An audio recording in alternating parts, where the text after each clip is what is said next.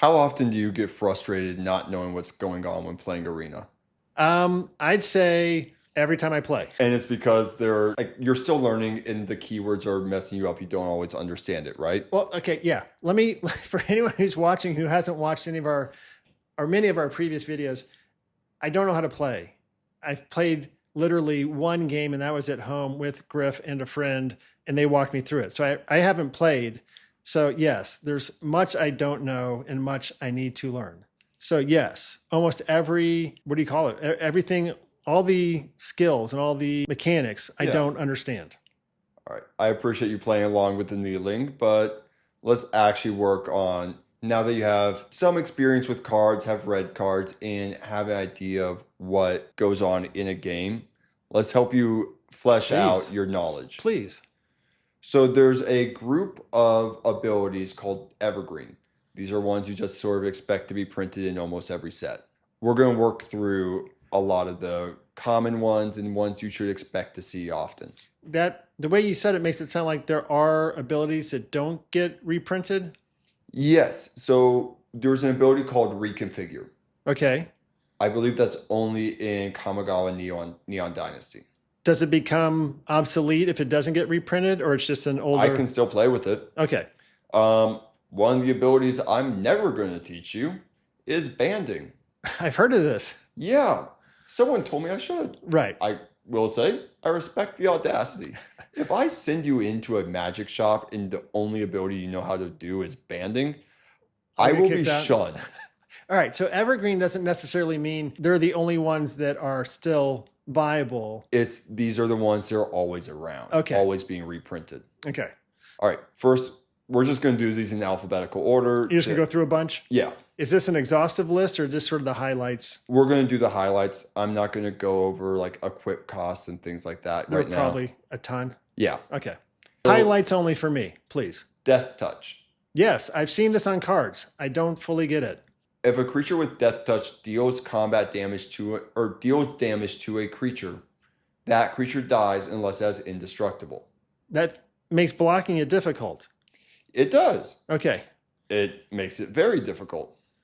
It doesn't kill the commander? It would kill the commander. It would kill the commander. If you block it and your creature isn't indestructible or you don't prevent the combat damage, your creature will die. So do you just take the points on your life? For the most part, yeah. Ugh, okay. Or you choose a creature you're willing to let sacrifice. Die. Right, yeah. You can't do that over and over. Okay. All right. Next up is Defender. As an aside, on Arena, if someone has Death Touch, it won't eliminate the player. It eliminates the cards on the field. Okay. All right. Next up is Defender. I'm not familiar with this one. Creatures with Defender may not attack. Hold on. I have seen these. Are these like the wall? Or? Yep. Okay. It's literally just what it sounds like. These started off as actual walls. Yes. That were printed, and it was like a summon wall. Yeah, it's Defender. Naturally, the wall's not moving. Do they usually have like a 0-4 or like a decent? It's a very toughness, really good toughness. Not much in the way of attack, and you need to use cards that let you get around that. Can you equip it or add counters to it to actually get it, but it still can't attack? Well, there's some cards that say creatures with Defender may attack. Okay. So it depends. But by and large. Yes. All right. But that's just what the keyword means. All right. Double Strike. Oh, please. I'm looking forward to this one. That means the creature can do first strike and normal combat damage. That seems unfair. It's really good. Okay. If you have it. Yes. All right. So actually, this is really good because the next one up is First Strike. They're related. Yes. So First Strike is, if you have First Strike, you don't do normal combat damage. You do First Strike damage. It's like you were able to get off the starting blocks a half second faster, and therefore you get the first go in combat. So if you have it, you're attacking me. I can't block it. You can block it, but I get to punch your creature before you can even try to punch me. And if I kill you... So it doesn't go straight to... No. My life total. Okay. It's a way of saying, I'm going to try to kill your creature before we exchange damage. So your damage assessment needs to come from a place of, do I survive long enough to deal damage to that creature? Or does the creature just die? In the real world, how do you do that? Do you say, I have first strike and I'm attacking? Normally I'd just be like, I'm attacking with these creatures. And if like a really high level game, I'm not clarifying for them. If they ask, like, are there abilities that matter? Yes. If they don't think to read or ask, that's on them. It's known information on the field. Okay. But if you do it before, I guess I'm confused about how it actually plays out. If they actually get to attack before combat and you No, it's during combat. So normal phases of combat. Okay. So I declare all my attackers. You declare your blockers. Oh. On damage resolution, I do my damage first. Okay. And if it kills your creature, you don't do any damage to my creature. Because first strike. So if I have a first strike blocker, it can block your creature and then kill it before you can do damage to it. Is first strike blocking different? Is that a different word? Or if you have a creature that says first strike, I can counter your first strike with my first strike blocker. Is that how that works? I mean, if two creatures with first strike are attacking and blocking each other, they do their damage at the same time. Okay. So remember how we were talking about death touch? Yes. It has to do damage to kill the creature. Yes. So if a 1/1 with death touch is blocked by a 1/1 with first strike damage happens. Death touch creature dies. First strike creature never gets hit, does not die. Oh, daggone, there's so many things to think about. Now, if there's a lot going on. Death touch creature, now let's say first striker is a 1/2 and the death toucher is a 2/2. Or they're both 1/2s. Okay. So they block. The first striker is going to do first strike damage. That's 1. That's not enough to kill a 1/2. Death touch creature then does normal combat damage to the first striker. And by doing any damage at all, it dies. Exactly. Okay. So double strike, backtracking here, you do the first strike damage and then you do the normal damage. Okay. So when the death toucher was able to then do damage to the first striker, yes, that's normal damage. That's when the normal damage gets calculated. First strike is just accelerated. Yes. Double strike gets to do the first strike and normal. Okay. That's where it gets in. That's where it gets really good. Do you remember the card Lightning Army of One? No. It's the, I'll give you a quick reminder. Whenever it deals combat damage to a player, anytime a source deals damage to that player, it deals twice as much damage. Yes. Give Lightning double strike now. It will do the first strike damage that we just mentioned. Yes. Then it will do the normal combat damage we just mentioned. Okay, this is getting tough to keep track of. I'm with you. So Lightning is worded as whenever it does combat damage to an opponent. First strike is combat damage. Normal damage is combat damage. So now there's 2 instances of double the damage. Because they're separate damages. They're separate damages. So now, because these are both stacked as multipliers on that player, anytime a source deals damage to that player, it's 4 times the damage. All right. Does that make sense? It makes sense. This is one of those I can follow along, and I know the first instance that I get into anything resembling this, the math is going to leave me so quickly. Yeah, and I'm going to be so confused. It turns into a lot. Like, I get it. First strike is first. Double strike is double. But actually getting into, hold on, let me see what my card says and we'll see what your card says. And all right, yours goes, hold on, I'm trying to add this up. Yeah. All right, that scares me a little. Yeah. Well, someone will help me. Yes. Yeah. All right. Next up, Flash. I want to go back. How quickly can you do these when you're playing? What do you mean? Like figuring out the damage. Oh, that's all my Karavec deck does. Okay, but it comes pretty quickly to you? Yeah. I did the math. If I have all damage multipliers out, Karavec can multiply by 212. Well, then your math is pretty easy, right? My 212 is way more than your whatever. Life total. Yeah, let's go. Yeah. Okay. I can do that math. Yeah, but all right. A lot of that is built around damage doublers and triplers, so I'm just used to doing it. Throwing those. Okay. I led you astray. I'm sorry. Good. So next up is Flash. Okay. If a creature has Flash, or if any spell has Flash, it may be cast at instant speed. Okay. So let's look at everything. Remember our giant stack of problems? Yes. If a creature has Flash, you can put it on top of that giant stack of problems. Outside of when you have priority? Oh, and you still get priority, but you get priority every time. It goes around. Yeah. All right. So you can put creatures with flash onto the battlefield like that. There are also spells like Ley Line of Anticipation. That's an enchantment that says spells you control have flash. Oh my goodness. So you can just give your entire deck flash and play at instant speed. Wow. Okay. That sounds good. It's very good. It's Okay. one of the better enchantments. I mean, at the power level you're looking at, it's one of the better enchantments. In general, are you a proponent of holding flash back when you can to play it? Not getting into optimized timing right now. Okay. That's a whole different. That's a different thing. I'm just making sure you understand what your options are when reading these keywords. I'm with you. Next. Flying. I got that one, I think. Pretty sure. What 2 keywords allow you to block something with flying? Ooh, flying and vigilance. No. Hold on. Reach. Yes. All right. You can either reach up and grab it or you can block it in the air. All right. If you don't have either of those, good luck. You can't block. All right. I do have this question.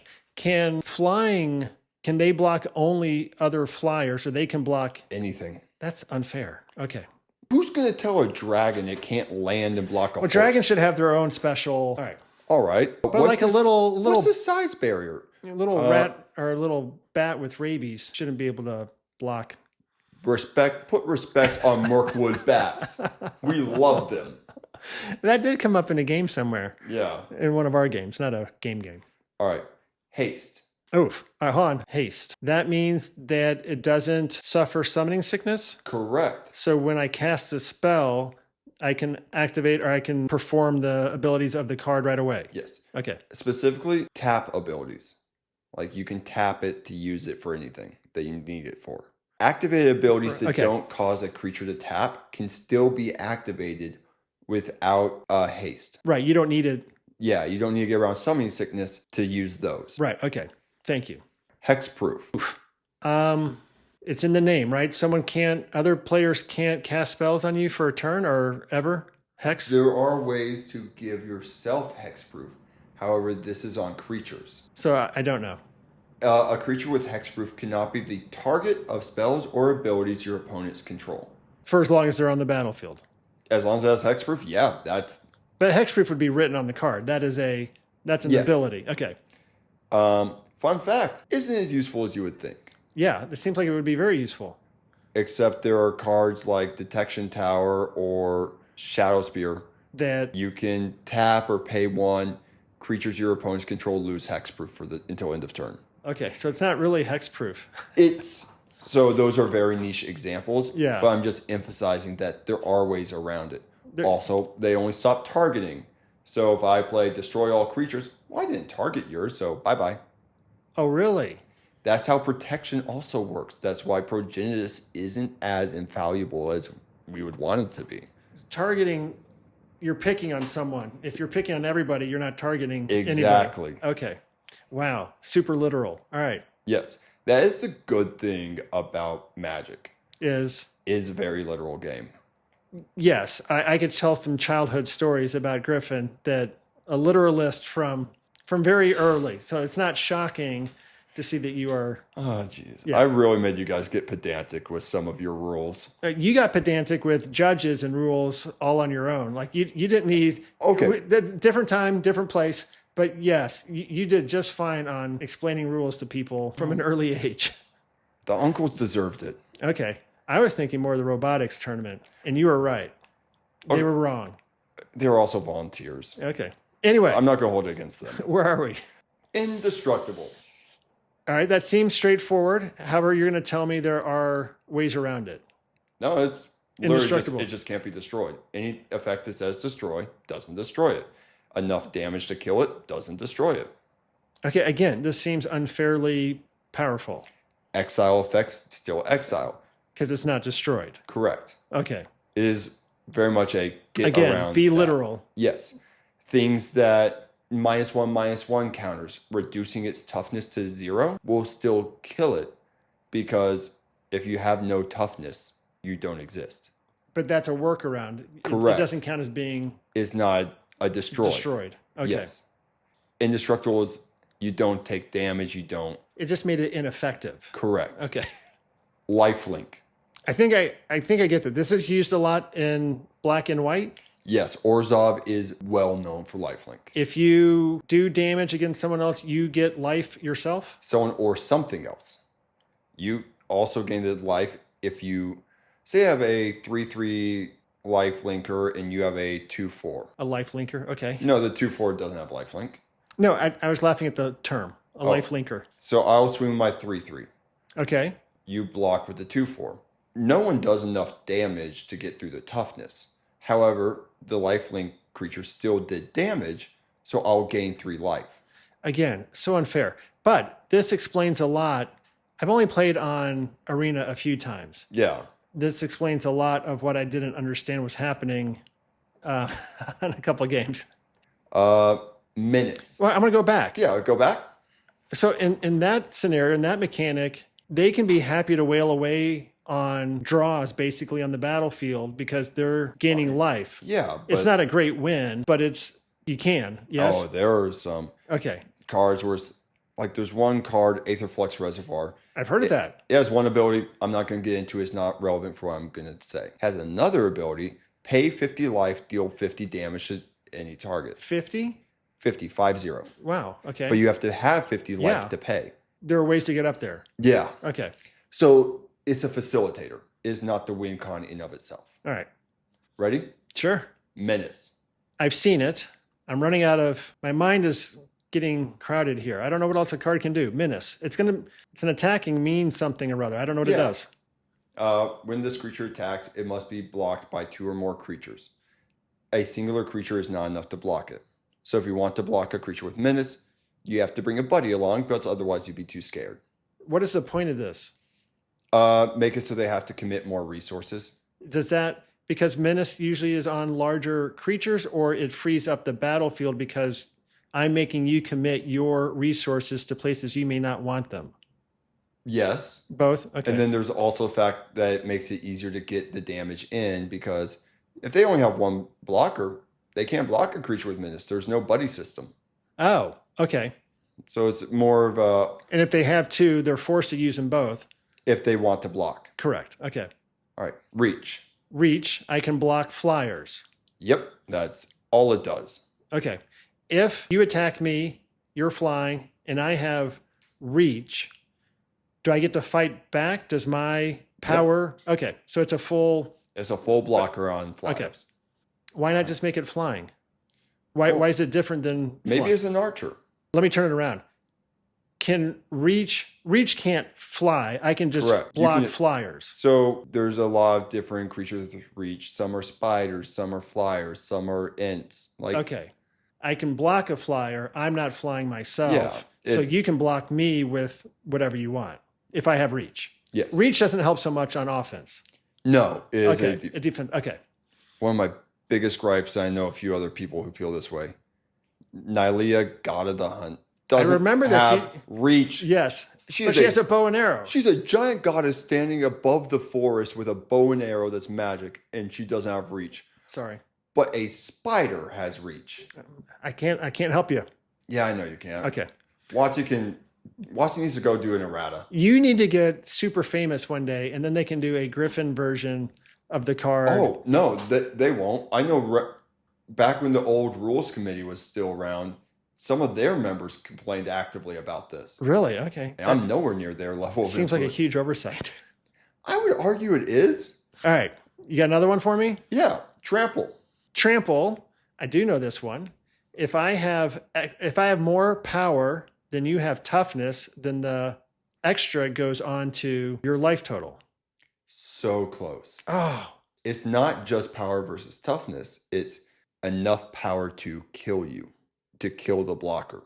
Clarify. The reason that wording matters is what if I give a 9/9 a comma with trample, death touch?